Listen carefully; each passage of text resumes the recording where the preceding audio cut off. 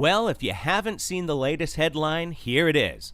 A bit of a shock to all of us, I think. I mean, this is great in one sense, but only God knows who he's going to be replaced with.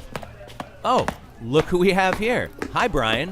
God's got a surprise for you. We've had to thin the herd, and here's why. Because we don't tolerate anything of the sort in this family. But here's what's really important. We've just spent $23 million on a new location, and by doing this, we can teach that you need more money. God wants you rich.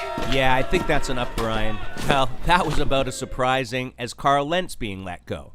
Anyhow, not a lot to say on this, except we can only hope that a solid man of God starts pastoring in Hillsong, New York. So feel free to leave your comments below, and we'll see you next time.